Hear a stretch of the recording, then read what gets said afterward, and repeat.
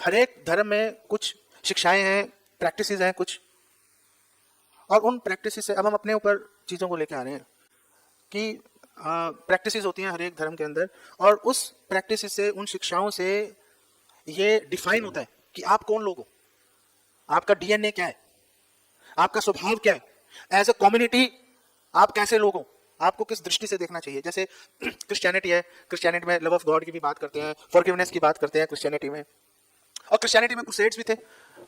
1096 से 1291 तक क्रूसेड्स चले, जो कि पोप, जो पपासी थी, उन्होंने अलाउ किया था कि हाँ जाओ लड़ो। वो मुस्लिम्स के अगेंस्ट लड़ रहे थे, जेरूसलम वगैरह उनको वापस जीतने के लिए। तो 2 एक क्रूसेड उनके सफल भी हुए, काफ़ी सारे असफल भी हुए, और क्रिश्चियंस की बहुत आलोचना भी की जाती है क्रूसेड्स के लिए, क्योंकि जब आप चढ़ाई करते हो, किसी पे हमला करते हो, तो भाई लोग मरते ही हैं, प्रॉब्लम्स आती हैं।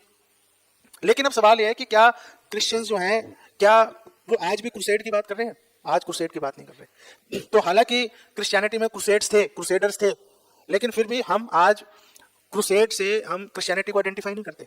हम ये नहीं कहते कि जो क्रिश्चियन, हम ये भी मानते हैं कि वो जीसस क्राइस्ट की शिक्षाओं को नहीं मानते, दो शैल नॉट किल, लेकिन क्रूसेडर्स भी नहीं है वो। तो क्योंकि वो उस चीज को फॉलो नहीं कर रहे, इसलिए हम वो एक पर्टिकुलर जो एक्टिविटी थी उसके साथ उसको आइडेंटिफाई नहीं कर रहे थे हम। जैसे इस्लाम में है, इस्लाम में अब आप सबको पता ही है, हाँ, जिहाद है, सब्र है, हाँ, जक़ात है, तौहीद है। तौहीद का मतलब वननेस विद गॉड, कि एक है, हालांकि वननेस विद गॉड। तो बहुत सारी चीजें हैं इस्लाम के अंदर, लेकिन हम लोग इस्लाम को आज की डेट में किस चीज से आइडेंटिफाई कर रहे हैं? वो जो प्रैक्टिस कर रहे हैं उसके कारण हम आइडेंटिफाई कर रहे हैं कि ये जो इस्लामिस्ट हैं इस तरह का व्यवहार करते हैं, सावधानी रहते हैं, फिर वो बोलते हैं इस्लामोफोबिया आ गया। नहीं, दोनों तरफ से खिंचाव है। ऐसे ही आप हिंदुइज्म की बात करो, हिंदुइज्म के अंदर भी हम निराकार साकार की बात करते हैं, सकाम कर्म निष्काम कर्म की बात करते हैं। तो अब ये हमारे पर निर्भर करता है as devotees, as followers of Srila Prabhupada, कि हम लोग किस तरह का व्यवहार कर रहे हैं, हम लोग किस तरह की बातें कर रहे हैं, किस तरह की शिक्षाएं हम आगे कम्युनिकेट कर रहे हैं लोगों से, हम लोगों को बता रहे हैं। जैसे फॉर एग्जाम्पल एक कॉन्सेप्ट आ गया दरिद्र नारायण का।